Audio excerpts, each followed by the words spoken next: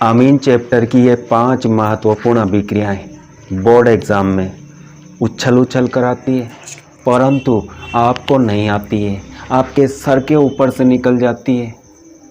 अगर इन अभिक्रियाओं को अपने दिमाग में छापने की इच्छा है, उतारना चाहते हो, तो इस वीडियो को पूरा देखने के बाद आप कमेंट करके मुझे बताओगे, सर कमाल हो गया। सेंडमायर अभिक्रिया और गाटरमान अभिक्रिया, दोनों अभिक्रियाओं में भाग लेने वाला अणु बेंजीन डाइएज़ोनियम क्लोराइड होता है और यह एक अस्थायी यौगिक है। जब इसकी अभिक्रिया हाइड्रोक्लोरिक अम्ल और क्यूप्रस क्लोराइड Cu2Cl2 के साथ की जाती है तो अभिक्रिया बहुत ही आसान है। चूँकि बेंजीन डाइएज़ोनियम क्लोराइड अस्थायी होता है, मतलब यह टिकता नहीं है, इसमें से नाइट्रोजन गैस बाहर निकल जाती है। यहाँ से आपको N2 को बाहर निकालना है।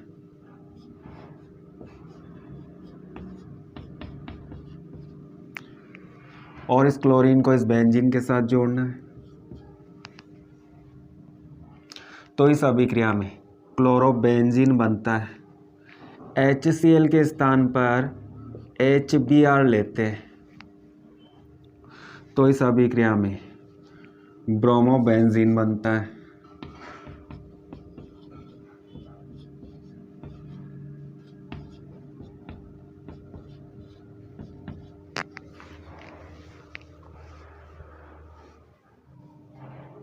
गाटरमान अभिक्रिया में बेंजीन डाइएज़ोनियम क्लोराइड की अभिक्रिया HCl के साथ की जाती है, परंतु किसकी उपस्थिति में?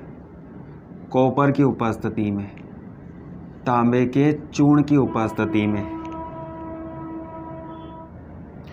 तो आपको क्या करना है? बेंजीन डाइएज़ोनियम क्लोराइड जो कि एक अस्थायी अणु है, अस्थायी होता है, इसमें से नाइट्रोजन को बाहर निकालना है। नाइट्रोजन बाहर निकालने के बाद क्या प्राप्त होगा? क्लोरोबेंजीन। तो इस अभिक्रिया का मुख्य उत्पाद क्लोरोबेंजीन है और नाइट्रोजन गैस के रूप में बाहर निकल जाता है। HCl के स्थान पर यदि आप HBr का उपयोग करते हो तो ब्रोमोबेंजीन बनता है।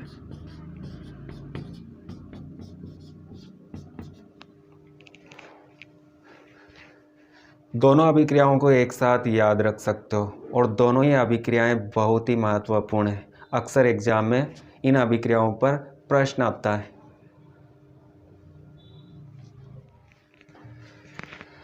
युग्मन अभिक्रिया, इसमें 2 महत्वपूर्ण अभिक्रियाएं आती हैं जिनको याद रखना है। बेंजीन डाइएज़ोनियम क्लोराइड, बेंजीन डाइएज़ोनियम क्लोराइड की अभिक्रिया एनिलीन के साथ की जाती है। एनिलीन में बेंजीन के साथ एमीन समूह जुड़ा होता है तो इसका सामान्य नाम एनिलीन है। या बेंजीन डाइएज़ोनियम क्लोराइड की अभिक्रिया फिनोल के साथ की जाती है तो इन अभिक्रियाओं को युग्मन अभिक्रिया कहते हैं। एनिलीन के साथ अभिक्रिया कैसे होती है? तो समीकरण को हम इस तरह से लिखते हैं, बेंजीन डाइएज़ोनियम क्लोराइड, इसको हम इस तरह से बनाते हैं और इसकी अभिक्रिया एनिलीन के साथ करते हैं तो एनिलीन को भी हम इस तरह से प्रदर्शित करते हैं।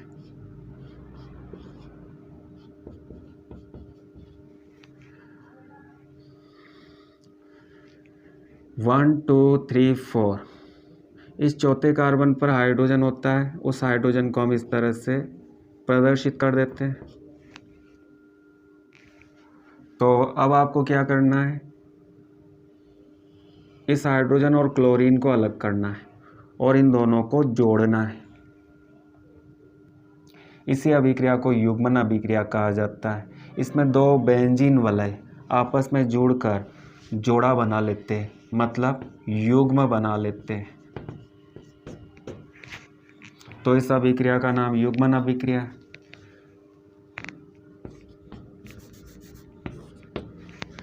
और यहाँ से HCl का एक अणु अलग हो जाता है।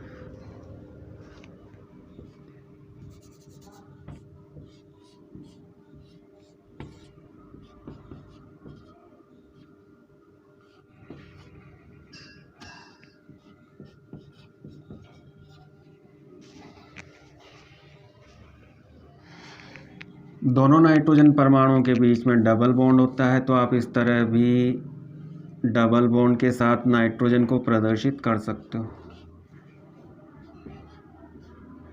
N2 को आप इस तरह भी लिख सकते हो।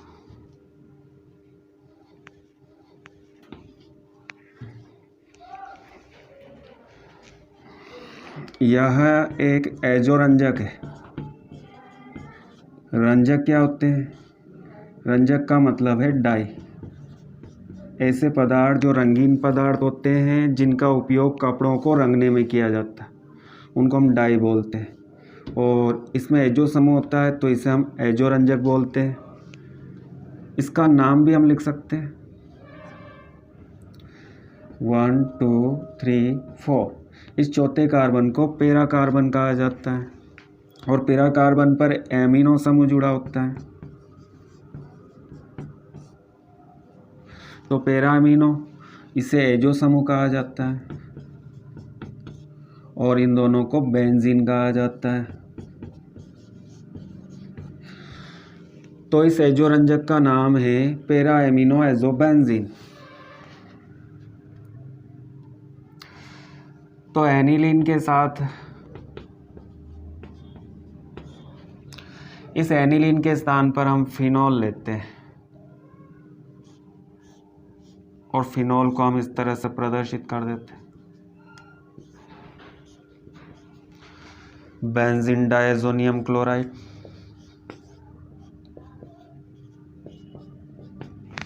यहाँ भी क्या होता है, हाइड्रोजन Cl के साथ अलग हो जाता है, और ये दोनों जुड़ जाते हैं।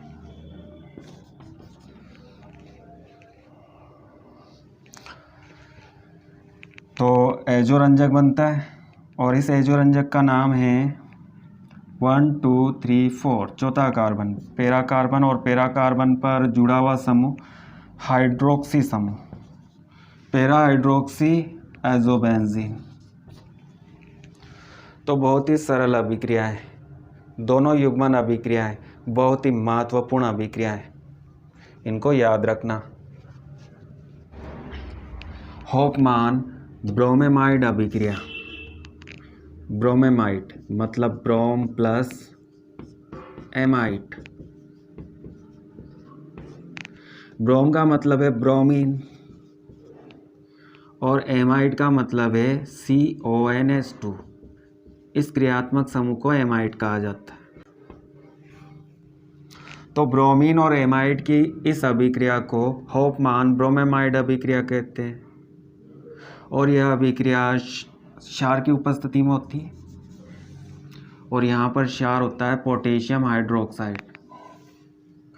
तो अभिक्रिया कैसे होती है? सबसे पहले आपको एमाइड लिखना है,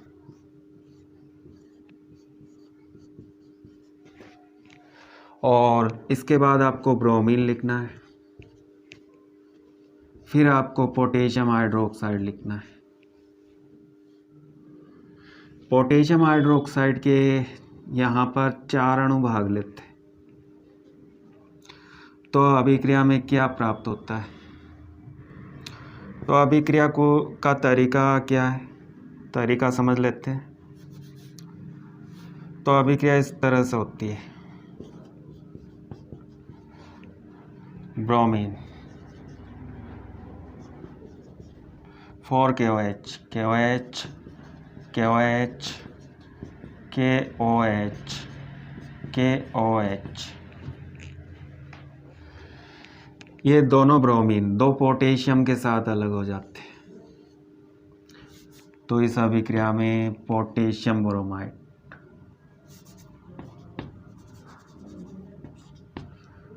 पोटेशियम ब्रोमाइड अलग हो जाता है, और यहाँ से CO, पोटेशियम और ऑक्सीजन, इन दोनों पोटेशियम ऑक्सीजन के साथ अलग हो जाता है, K2CH2। और ऑक्सीजन कितनी है 1 2 3, तो K2CO3 पोटेशियम कार्बोनेट अलग हो जाता है K2CO3।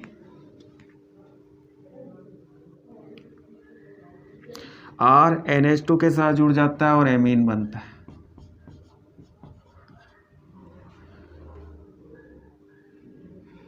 दोनों हाइड्रोजन ऑक्सीजन के साथ जुड़ जाते हैं H2O, दोनों हाइड्रोजन इस ऑक्सीजन के साथ जुड़ जाते हैं H2O, H2O H2O, H2O के दो अणु बनते हैं।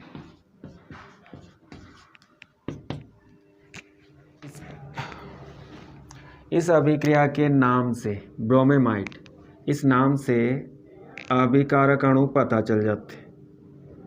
और अभिक्रिया कैसे होती है इस तरीके को याद रखना है।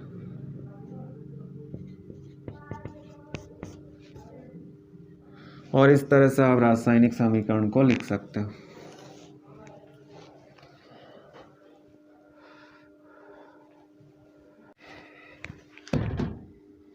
कार्बिल एमीन अभिक्रिया, यह भी बहुत ही महत्वपूर्ण अभिक्रिया है।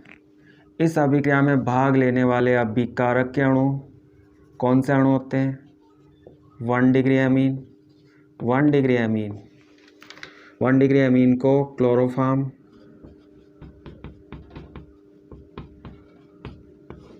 और क्षार के साथ गर्म किया जाता है। इसे आपको याद रखना है। कार्बिल एमीन अभिक्रिया में 1 डिग्री एमीन को क्लोरोफॉर्म और क्षार के साथ गर्म किया जाता है। यहाँ पर क्षार KOH होता है। आप इस ट्रिक से भी याद रख सकते हो। कार में अम्मी कल चलेंगी, बस में आज।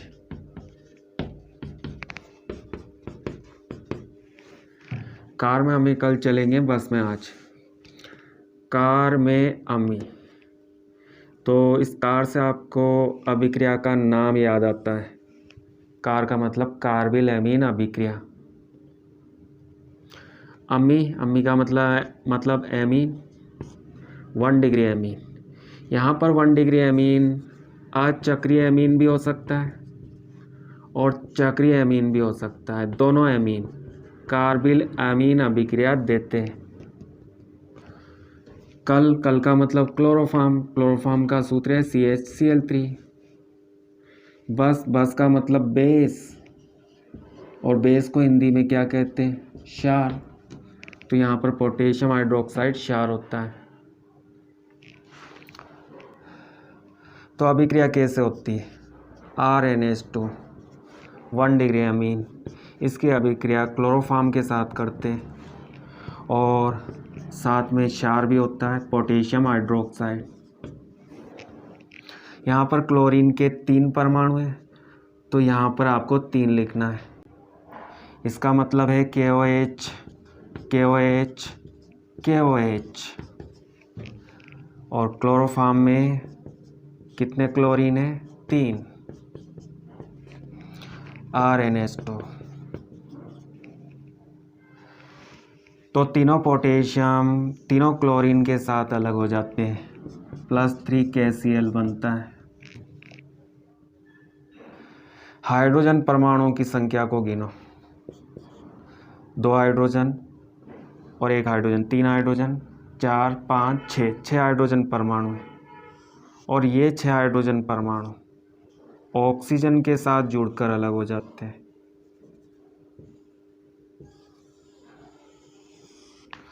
छह हाइड्रोजन परमाणु इन तीनों ऑक्सीजन के साथ जुड़ जाते हैं। 2 हाइड्रोजन ऑक्सीजन से जुड़कर क्या बनाते हैं H2।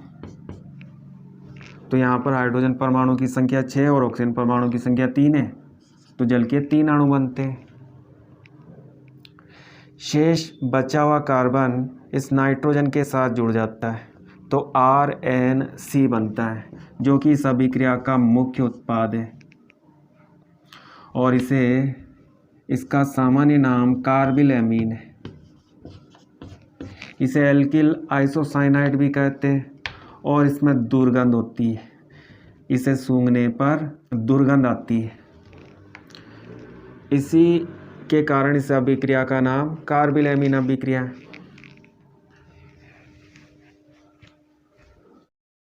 दोस्तों, आप बहुत ही आसान तरीके से अभिक्रियाओं को याद रख सकते हो और ये सभी महत्वपूर्ण अभिक्रिया है।